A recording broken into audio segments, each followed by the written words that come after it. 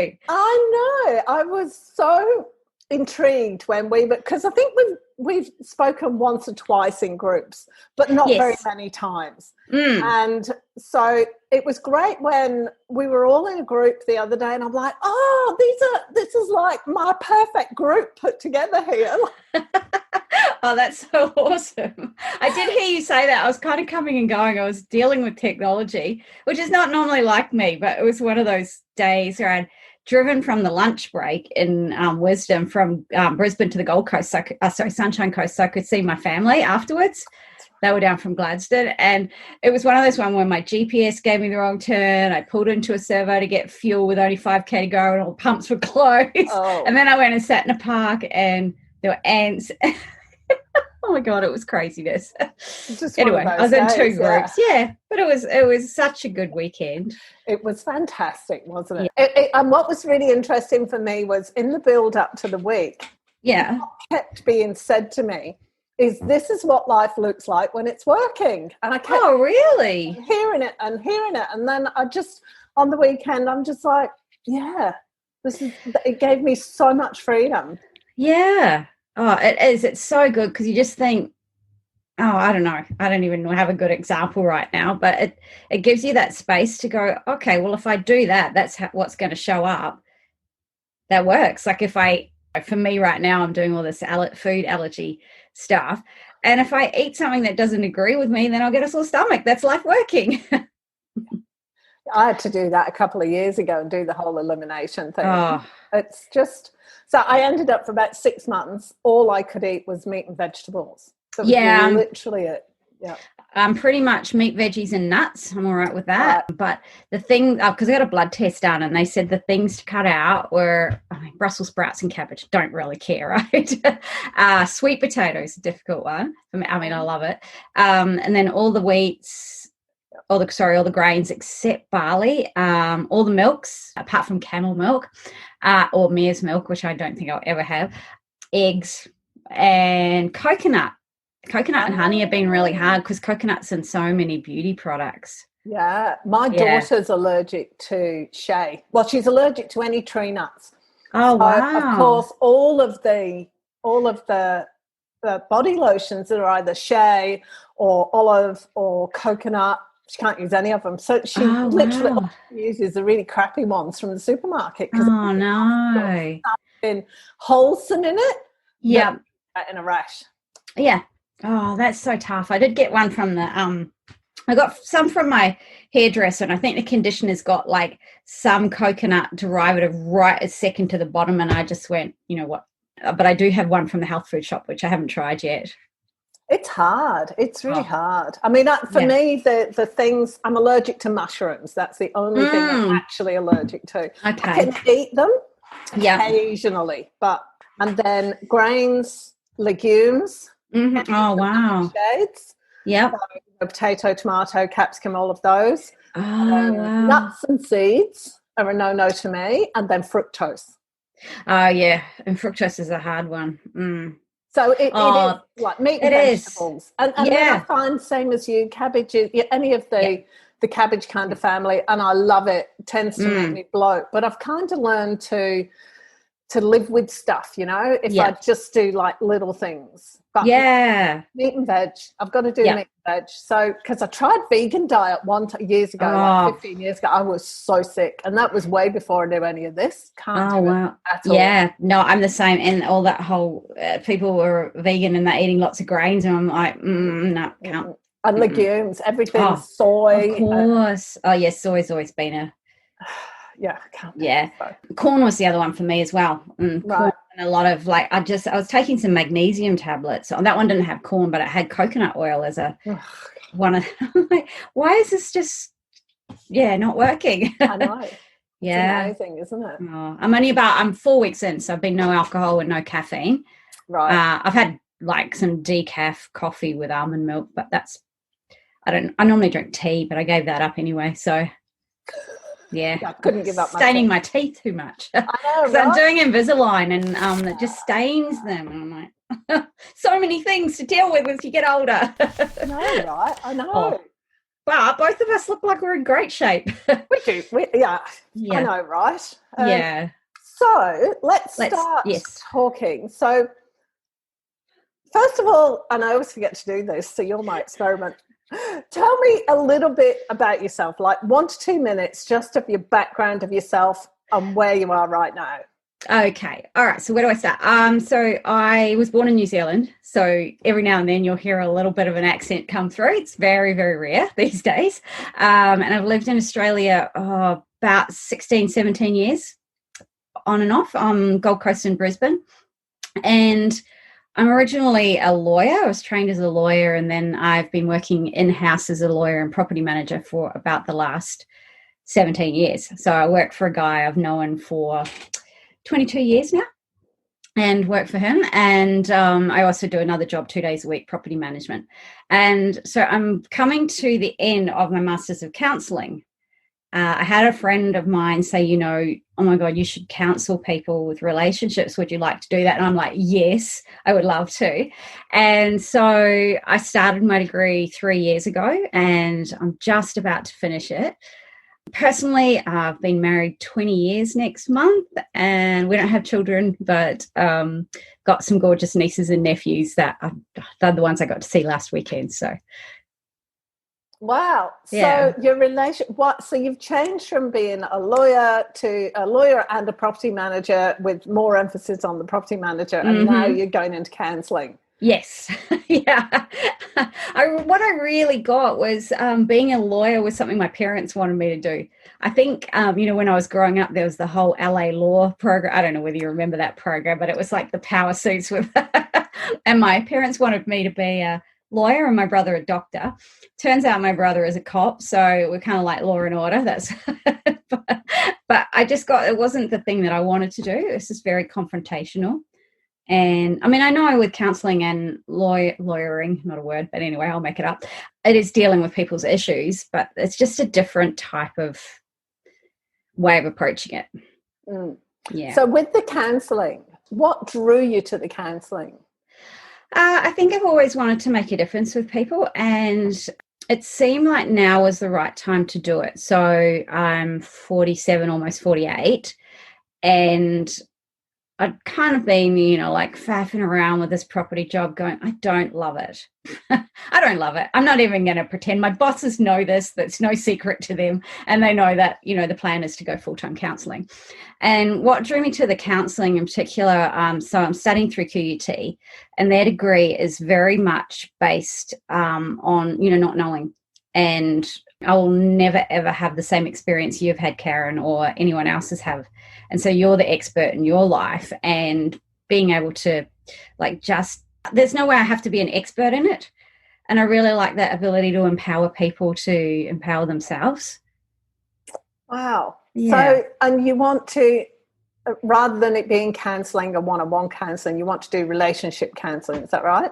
That's right, yeah. So my practice name is Open Relationship Counselling. So a lot of the focus, there will be relationships like our standard, hetero, mono, normative relationships, but a lot of the focus will be on relationships that are more open relationships, or polyamorous or swinging, where people are like ethically going into these types of relationships, and they do it with open communication and consent obviously the big one. It's a lot different from cheating, but yeah, the emphasis on people really building their relationships to look the way that they want them, rather than what society says we need to do for the last however many years. It's just basically said it's a man and a woman together. And in the last few years we've seen that change, where we've had gay and lesbian marriage approved.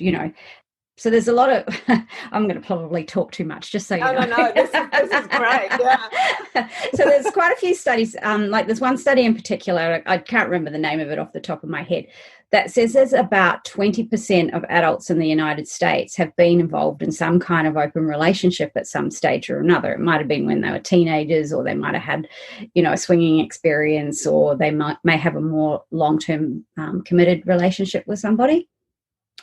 And often what people find, and there's probably 50 years of research on this, that when those types of people go to therapy, the first, like quite often there's a like a diagnosis that it's the relationship that's causing the problem, rather than, these are people that are just dealing with, the same stuff that everyone deals with, which, we're looking at depression or alcohol and drug abuse or work issues or hormonal issues or anything like that. And sort of bringing it back to what they're actually dealing with, going, oh, it's your relationship that's the problem. Because quite often that relationship status will be pathologized. Right, that's really interesting. So what you're saying is that if somebody's in a what do you want to say, non-monogamous? That's yes, the word. It's quite often. So it's often referred to as consensual non-monogamy. So right, okay. So if someone's in a consensual non-monogamy, that's like monogamous. You can say you can say one of those. CNM, CNM, or an open relationship. In an open relationship, then the automatic assumption from the counsellor or the relationship counsellor is that that's the cause of the problem. It's not the finances, it's not the lack of communication, it's the relationship issue. And right, so yes, and like it's not all counsellors, obviously. That would be that'd be some kind of story in that, but that's what most of the researchers, and the researchers even up until the last 3, 4, 5 years, that says that still is showing up, that the counsellor thinks it's related to that, rather than, like you said, finances or lack of communication. Yeah, because the three big ones are like finances, lack of communication, and affairs, isn't it? That's right. Ones? Yeah. I mean, sex, drugs, or money, isn't it? Yeah. So, why that particular focus? What drew you to that? Well, I think. Sorry. Just feel free to talk as much as you want. Like, okay. I'm really happy to find out about this. I'll stop you if I need you to stop, but don't feel like you're saying too much. It's great. Okay. Well, I think I've had lots of people I've known through the years that have had those kind of relationships. I think it's because it's an area that's not really well serviced in Brisbane. I kind of saw a niche for it. That was one of the reasons. And then as I started to read about it more, I got that there really is an opportunity there, and that, I think one of the big things is that all of us, what we want in relationship is love, and you can probably throw a couple of things in here. You want respect and communication and being cared for and supported. Like it's the same regardless of what relationship structure you're in, and I think just being able to provide that for people is amazing. So you said that there's an opportunity in Brisbane. Yeah, I can't see, that's what I started laughing. Can't see Brisbane as being the centre of the universe for this kind of thing, where it's, fully supported and everything. I think Seattle might be. I can't remember. It's one of the cities in America that's like, oh yeah, that's just normal. But yeah, I think in Brisbane there's maybe one counsellor that's very poly-friendly. And do you want me to share what poly means? Okay, so polyamory is, so you've got the different types, right? So you've got polyamory which is where, you'll have a couple or a threesome or whatever number of people, but they're all in committed, loving relationships with each other. And it comes from being able to love more than one person and being able to commit to more than one person. And the structure might look different. It might be, you have 3 people, so say 2 men and a woman, or 2 women and a man that are in a relationship and they're all in a relationship with each other. Or it might just be what they call a hinge, where it's just, say, a woman is in relationship with 2 different men. Or you might have 4 people or 5 people and they're all involved with each other or not involved with each other in various configurations. And then that's different from swinging, where swinging is just having sex with other people without having the emotional tie. And couples might often have another couple that they have sex with, but there's not, and they might even be friends with them, but it's not that emotional commitment that comes with, intimate relationships. I have to say, I can't imagine the amount of effort it takes from me for my relationship, and particularly because I've got 4 kids as well. I'll be buggered if I want to do another relationship. I haven't got the time or the energy. So I'm a bit, I suppose, bemused, and also a bit like, Wow. Yeah, because it's a lot of effort to maintain one relationship. Never mind, complicating the whole matter by all this other stuff going on, Absolutely. It's not easy and it's not for everybody. That's what I would say. It's like you need to have a very, very high level of communication with your partner and partners. And, so many people would say, no, I don't want to do it. It's really hard work having one relationship and plus my job and plus my children and everything else that's going on in my life. And then there are people that have more room for that kind of thing. And it might be that they are looking for a particular, a different sexual style than their current partner enjoys. They just might have something that they want to explore and they could go do that with somebody else. Or they might just have the ability to love more than one person. So is there a particular kind of personality or that does this? Good question. From the people I've met, I wouldn't say there's a particular type of personality. It does tend to be people that have higher education, and that's not across the board. It's but people that are very interested in education or learning in some aspect, whether it's formal or not. But I would say the majority of, especially polyamorous people that I know, have higher degrees. So that's again, like I said, that's the people I know. Yeah. So that's like a curiosity. It's people who are very curious in life, maybe. Yes. Yeah. Generalization here, but maybe the more curious people are the ones who can deal with this more, because I should imagine, like, you've also got to be very secure in who you are and secure in your relationship with the other people. Definitely. Like, I wouldn't recommend opening a relationship unless you you start there or you've got that secure connection with your existing partner. And then I think regardless of whether you're starting a new open relationship or you've been in one for, 10 years, 20 years, that jealousy can still come up, which is linked to the insecurity that you talked about. And, there's some great books out there. The Ethical Slut is a really good one for talking about jealousy and what the causes of it, because it can be a number of different things. It could be that person is better than me, or I'm worried about being left or abandoned. And so there's a lot of root causes of that jealousy. And once you start to dive into those, then you can see, well, where else am I being insecure like that in life? Or what is it that has me feel unstable and not grounded and not loved and cherished and supported? Because, there's that tendency to want to get it from other people. But once you know what it is, that is the thing that gets you, like really gets you, then you can start to provide it for yourself. So there is a theory that opening a relationship is also a very spiritual journey, because there's a very much a tendency for us to want to have other people make us happy. And you're learning to make yourself happy and learning to be, by yourself on the couch when your husband's out or your girlfriend's out or whoever it may be is out on a date. There's a lot of emotion to process. I can't even imagine.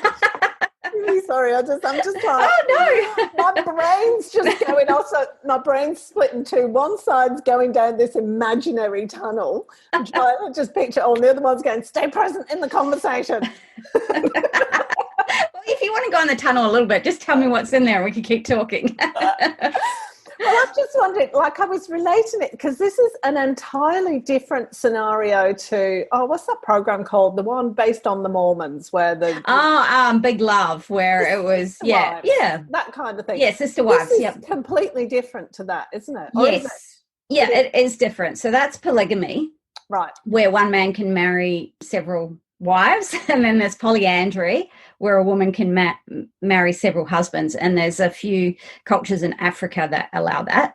I'm not sure where else. And then you've got polyamory, which is consent between both of the partners, and it's a very equal thing. And then people might negotiate that it's just the husband that goes out and sees somebody else, or just the wife, but there's very much an emphasis on it being a lot more consensual, not religious based or like a traditional thing.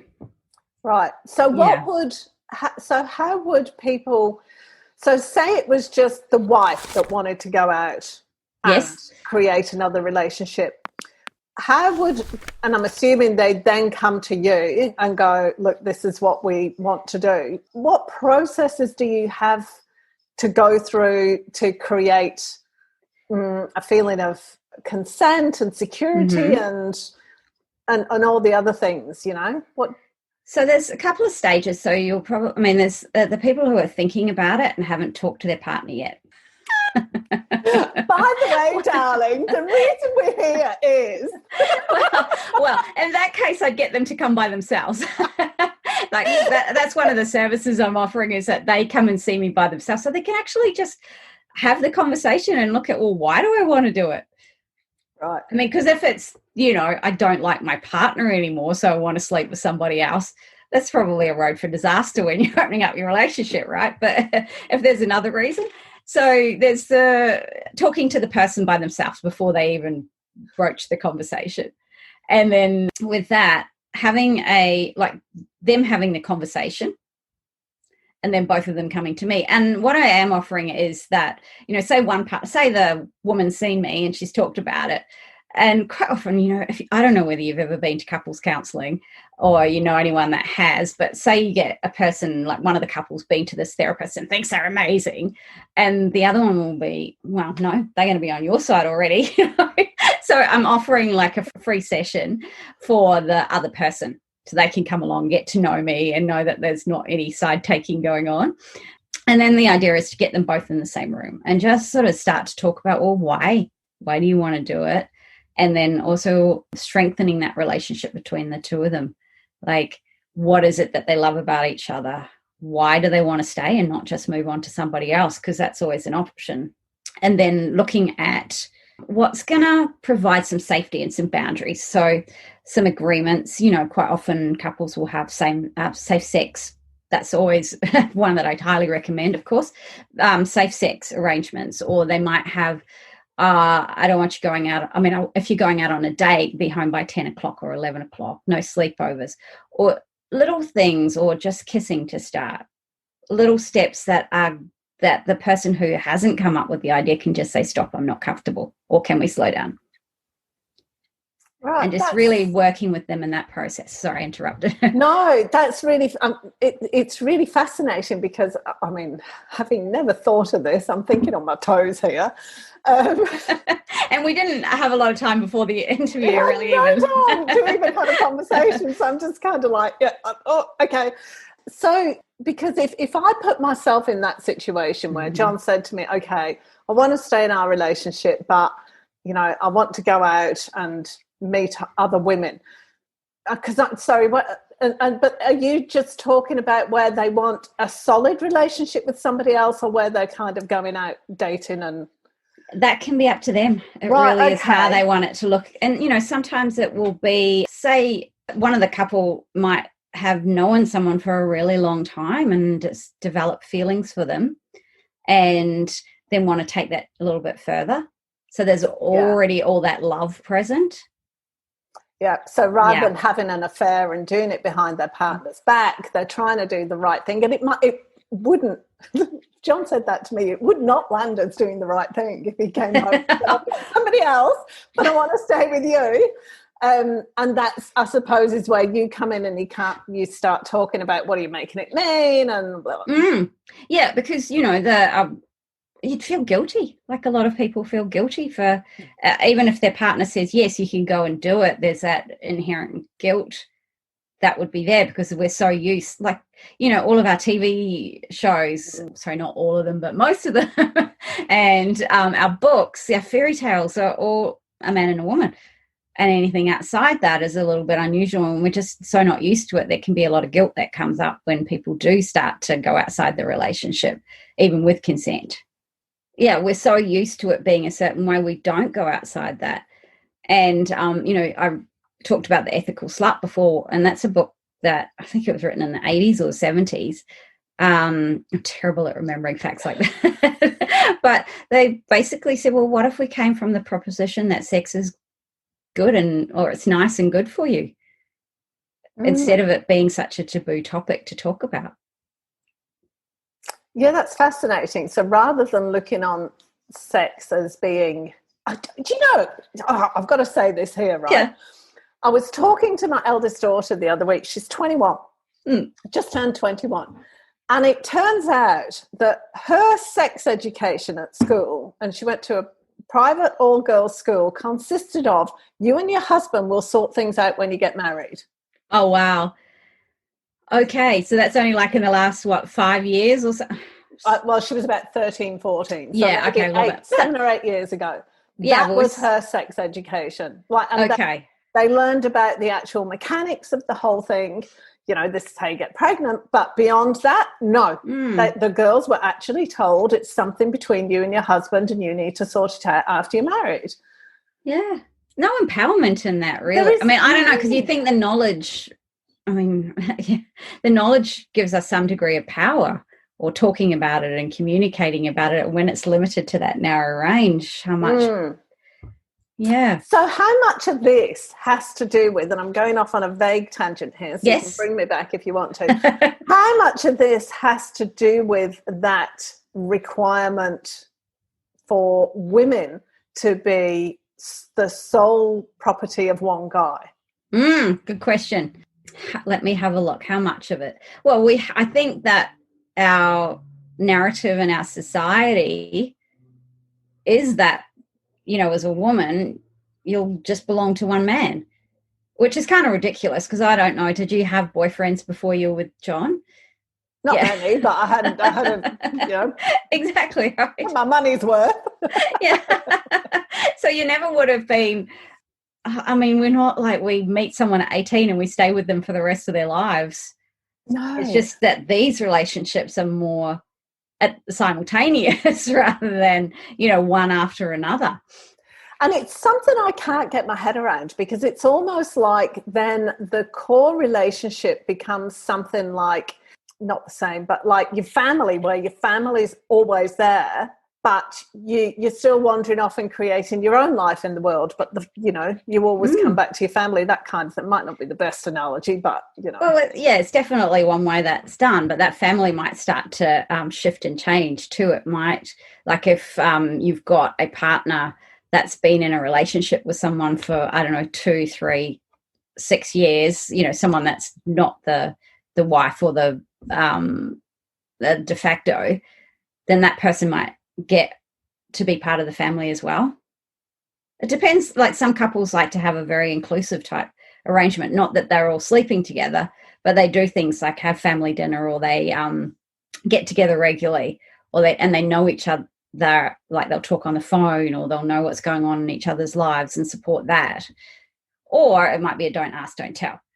Yeah. I just can't get my head around it. I'm really...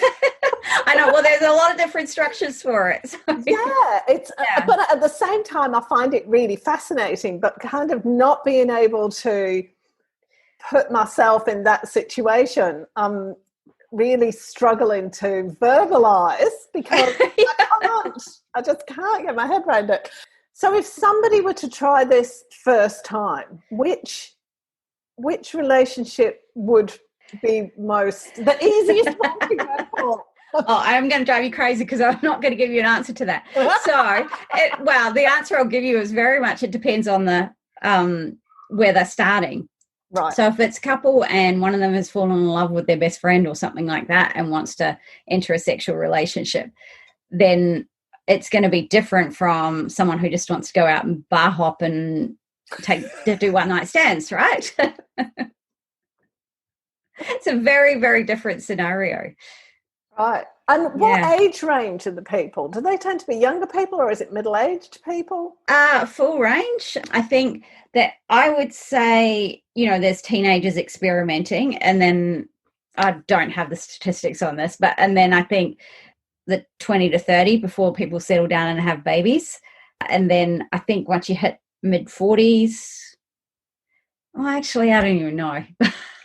I think I'm making those statistics up. But there is, I think once the children have gone, that's another time when it's likely to open up. Yeah, because you get a bit more energy and time to yourself. That's right, yeah. And the financial pressures are gone as well. Yeah, exactly. Or when, there's that so-called magic age for women and men where the hormones are at peak. I think, what is it, men like 18 and women like 30, 35, 37, somewhere around like there. That, yeah, I mean, that might be something that pushes it, like starts to, or has people start to think about it then. Right. And does it tend to be, I mean, you kind of answered this, but does it tend to be childless couples, or is it bear no relation? No, I've met people that have had children. I've met people that have had children and they've had someone else come into the relationship that then starts to look after those children and has taken the husband and wife's last name and I think is planning to have a child with them. I've met people that there's no children involved, or there'll be children in the outside relationships. It can be either. And there's a varying degree of people being very open with their children or waiting till they're a bit older to talk to them. So in terms of when people come to you, is that like mainly before they start doing this to negotiate the whole deal, or is it afterwards? Well, I'm opening my practice in December, so I can't, that's just to be clear on that. So I'm not opening, so I'll be able to answer that after December. Just that I need to have want to finish my degree before setting up the clinic. But I have, I've talked to a lot of poly people in particular over the years. So most of the people I've spoken to are already in established relationships, and there are a few that are like, oh, I don't know, I'm kind of interested in that, and they have started to open their relationship or see more than one person at a time. There might be someone who's single and then starts to see more than one person. So it doesn't also always necessarily start from a couple. And then just them being able to have some kind of safe space to share without judgment. So I'm assuming for your master's you did some kind of dissertation, thesis kind of thing. What was that on? Oh, we don't have to do a dissertation or master or thesis. I know. I'm so excited about that. We do a clinical project, and I haven't been able to do mine on polyamory or open relationships, merely for the factors where part of our work is based on the work that we're doing with our clinic clients. So we have clinic for the whole year, and I'm not seeing any poly clients. I don't know how we would have arranged that because they come through the university.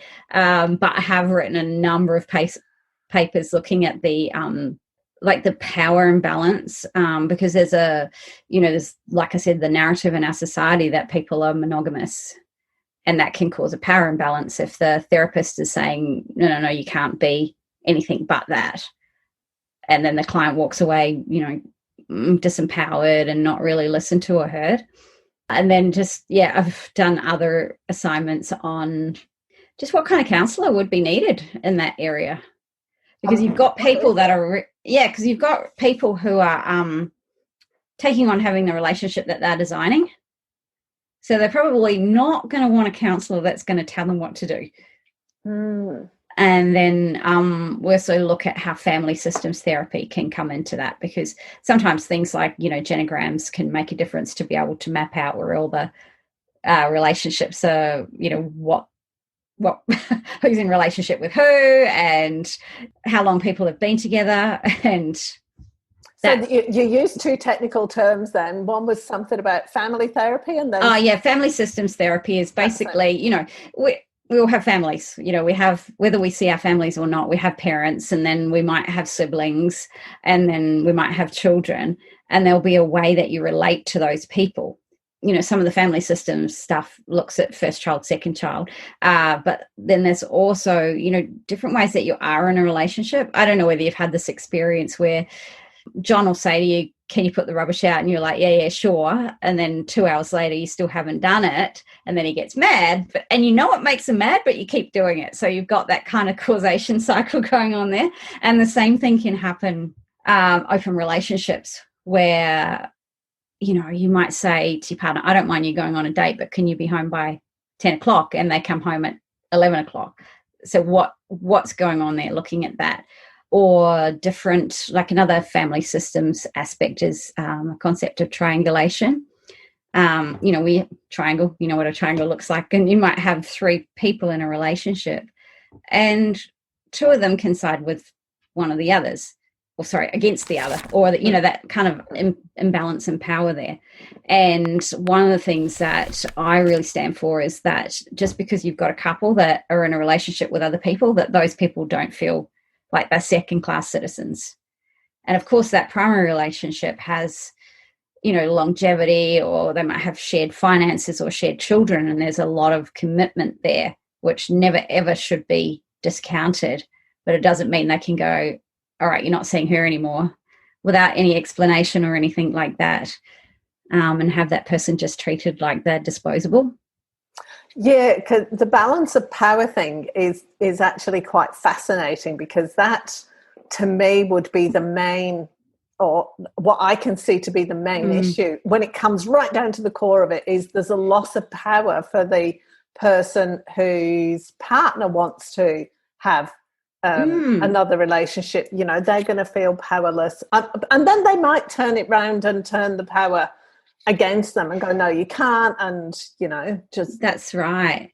And so what I really want to focus on is that everyone in the relationship feels empowered, because you've got, say you have a guy that's been in a relationship, a marriage for 30 years, and then he starts seeing somebody new. There could be that very much she's a shiny new toy, and the wife or the partner is a little bit feeling unattractive, or feeling like she's not getting the attention.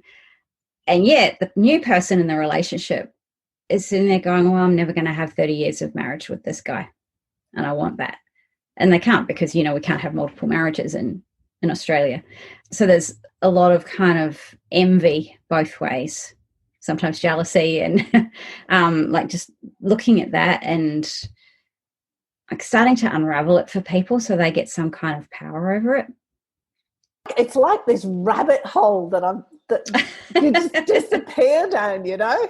Oh, yeah. Head spin. Well, it's interesting, because there's been quite a bit on TV. Like I watched a couple of shows, I think it was a couple of months ago, and it was really interesting because there were two shows in a row that had a reference to, you know, open relationships. One of them was The Politician, where one of the state senators had been in a what they called a throuple for, I don't know, 10 years or something like that. I know, I knew that would make you laugh. Media, don't you?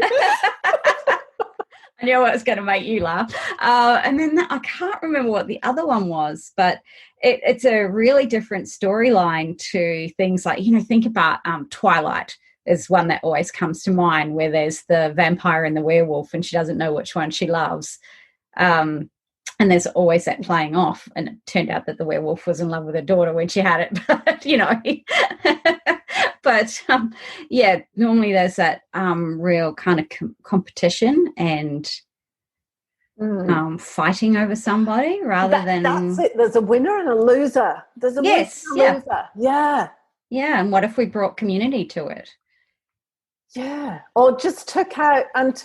So there's a lot of comparison. I mean, that would be the cause of the jealousy, the lack of feeling of loss of power and everything, is the comparison, isn't it? That's and that right. was what you said about the other love interest as well. You know, she's feeling a loss of power, or he, whatever it is, because they haven't had 30 years of marriage, you know? And it's all comparison and win and loss. It's like there's only black and white. You can only win or lose. That is our society's perception of this. Yeah, that's right. And it's very individualistic, like what can I get, rather than how can we make that whole group of people happy. Yeah. And satisfied and, you know, really supported and loved. Yeah. I like to think that that I'm really open-minded. And it's interesting how I notice that, you know, when something comes up that is left of my field, I'm just like, whoa, I'm really thrown. I think a big part of my style of therapy too is challenging. So that fits perfectly. Yeah, I mean, not like you got to do, you know, but actually, well, what do you think about that? And kind of throwing something. There's another guy that's in my counselling group. He calls it throwing hand grenades. But my brother does that really well. Yeah. He says, if he's bored, he'll just chuck a hand grenade onto Facebook and then sit back and watch the laugh. So find it intriguing that I'm finding it so difficult to get my head around it. That's what's fascinating me. I'm like, isn't that interesting? Because I can, one of my things is I can put myself into other people's shoes. Might not like it and I might not agree with it, but I'm pretty good at doing it. But in this case, I'm just like, I cannot comprehend it. I'm really just like... It is interesting. And I mean, like I said, you're just so saturated with couple stories. And all the Disney princesses, they get married, their prince, and live happily ever after. Yep. Yeah, and they still look the same when they've had 8 children. They can still fit into the same dresses. I don't think so. Exactly. And it's just like relationships. There'll be times when you're attracted to other people. You're not going to do anything about it necessarily, but there's like that thought that once you're with somebody, you're going to be with them, and you're not even going to think about, you see that guy walking down the street and go, oh, he's got nice arms. Like, it's not expected that you'll be real about having those sorts of thoughts. No, it's not, is it? And it would take a complete shift, a complete paradigm shift to go, okay, I've still got my relationship here. That's my solid relationship. But I am able to go over and indulge that idea, fantasy, whatever you want to call it. I don't know what the right term is. You make it up. That's a paradigm shift for people. It does feel as alien to me as going to a different culture. And yeah. Oh, look, it's definitely not for everybody. And then I think if we think about the divorce rate is something like 50% or getting close to 50%. And I remember reading some book that said, if we had cars that were failing at that kind of rate, we'd have an automatic recall. And so it's just like looking at, well, what other ways could we do marriage? And this book was discussing, people living in separate houses and only seeing each other 3 nights a week, and that really worked for them. Or then this concept that I'm talking about with more sexually open relationships. Or I don't know, you get a group of friends living in the same house rather than it just being, and I don't mean like uni students, but as we get older, living in that kind of arrangement and being really supportive of each other. And just starting to think outside that normal. Yeah, it's really fascinating, because like now you've spoken to me about it, I'm like, oh, okay, I'm starting to be able to visualize it, but it is only a start for me. Yeah, it's just like that's the entrenched belief. That's right. People. Yeah. Yeah. And I think as we move through society now, we're getting more of the, right, I'm going to apologize to everybody here. I do not know the technical terms, right? The non-binary and the whatever else. And like I believe that if you're attracted to somebody, regardless of your gender, regardless of whatever, you should be able to enter into a relationship with that person if it's dual consent. That's my belief. Yes. And as we move down that path, then it's only natural that this perceived only way of having a marriage, of 2 people in a marriage, will then start to change, and will then there will become other options, because it won't be quite so rigid and structured. Yeah. I think my boss and I have been talking about this in the last week, is this whole spectrum of male and female. And then I think there's a spectrum of monogamous and non-monogamous. We'll all be on there will be somewhere on that, and it might shift during our lives. Like, even if you were, say, in a polyamorous or some other form of open relationship, and then you had children and your focus was on the children, you might slide back to the more monogamous end. But then after the children's gone, your hormone might go crazy and you're like, yeah, I want to sleep with more people or have intimate relations. And it's not all about sex, right? A lot of it is, there's something that your partner might not be providing for you emotionally, or there's something you want to explore emotionally with somebody else. Then you might move up to this other end. Yeah, that would make more sense to me, that it's not like you make a decision at 18 and that's it. you know? That's right. Yeah, exactly. Circumstances and personality change as we go through our lives. We're not the same people. That's right. And then we might be dealing with something. I mean, you might have a partner that you love that is unable to be intimate with you. Say they've got sick, or there's some kind of disability. That might be another reason that you'd want to go outside the relationship. It's fascinating. Well, we've been talking for about 50 minutes now. Oh, really? Oh, wow.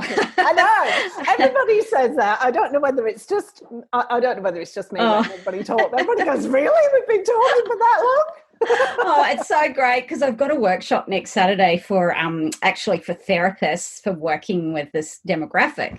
And I'm like, I've got an assignment to do this weekend, and I don't know when I'm going to get time to really get to start to think about it. So this has been fabulous, because it's actually getting me thinking like back into that and thinking about, well, what do we need to cover next weekend? Fantastic. No, it's been great. Me being a complete novice. It's good. You've had to explain everything to the end. Well, yeah, that's one of the things that people that go to counsellors say, though, like, we spent the whole time explaining everything. And being able to come to someone who does know the terminology, and I mean, look, I wouldn't say get 100% right, and there's all different definitions, but someone who does know the terminology it makes a big difference. Yeah, just to have people feel at home and a little bit safe. And yeah. But no, thank you so much. You're welcome. I really enjoyed that. That was so cool. If you enjoyed this episode, be sure to subscribe so you're notified when a new episode is posted, and rate and review this podcast and share it with your friends, please. Thanks so much for listening, and I hope you're leaving with some great ideas that can make a difference in your everyday life. Until next time.